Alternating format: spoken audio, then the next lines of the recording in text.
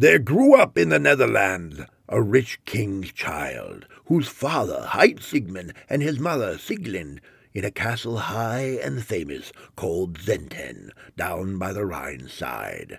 Goodly was this knight, by my troth, his body without blemish, a strong and valiant man, of great worship. Abroad through the whole earth went his fame. The hero hight Siegfried, and he rode boldly into many lands. Ha! In Burgundy, I trow, he found warriors to his liking. Or he was a man grown, he had done marvels with his hand, as is said and sung. Albeit now there is no time for more word thereof. Of his best days there were many wonders to tell, how he waxed in goodliness and honour. His too was the love of women. As was seemly for such an one, his breeding was well seen to, and of his nature likewise he was virtuous. His father's land was famed for his worth, for in all things he was right noble.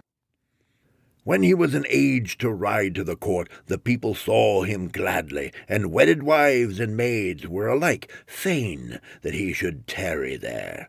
By order of Sigmund and Sieglind he was richly clad, and without guards he was suffered not to ride abroad. They that had him in charge were wise men, versed in honour to the end, that he might win thereby liegemen and lands. Now he was grown a stark youth of stature and strength. To bear weapons he lacked nothing needful thereto, and inclined him already to the wooing of women. Nor did these find the fair youth amiss. So Sigmund his father cried, "A high tide!" and word thereof came to the kingdoms that were round about. To strangers and to friends alike he gave horses and apparel, and wheresoever they found one of knightly birth, that youth they bade to the high tide to be dubbed a knight with Siegfried. Many wonders might one tell of that high tide, and rightly Sigmund and Sieglind won glory for the gifts of their hand, by reason whereof a multitude rode into the land. To 400 sworded knights, and to Siegfried was given rich apparel. Full many a fair damsel ceased not from working with her needle for his sake. Precious stones without stint they set in gold, and embroidered them with silk on the vest of the proud youth. He was little loath thereto, and the king bade them set places for many a hero, the midsummer that Siegfried became a knight. The rich squires and great knights drew to the minster. Meet is it that the old help the young, even as they in their day were holpen. The time sped in merriment and sports. First God to honour they sang mass. Then the people pressed in, hard to behold the youths dubbed knights, with such pomp and high observance as we see not the like of nowadays. They then ran where they found saddled horses, and the noise of tourney was so great at Sigmund's court that palace and hall echoed therewith, for there was a mighty din of heroes.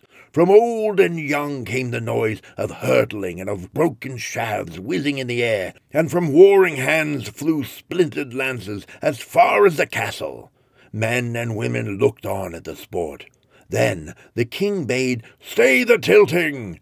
and they led off the horses. Many shields lay broken, and strewed on the grass were jewels from shining bucklers fallen in the fray. The guests went in and sat down as they were bidden, and over the choice of meats and good wine, drunk to the full, they parted from their weariness. Friends and strangers were entreated with equal honour. Albeit they ceased not from tilting all the day. The murmurs and the minstrels took no rest, but sang for gold and got it.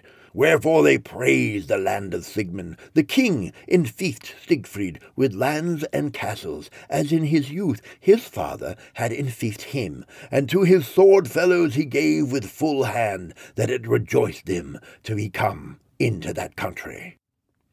The high tide endured 7 days. Sieglind, the wealthy queen, did according to old custom. She divided red gold among her guests for love of her son, that she might win their hearts to him.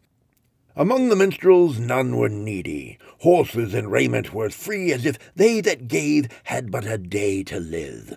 Never company gave readier. So the hightide ended with glory, and the rich lords were well minded to have Siegfried to their prince. But the noble youth would none of it. While Sigmund and Sieglind lived, their son, that loved them, desired not to wear the crown, but only as a brave man to excel in strength and might.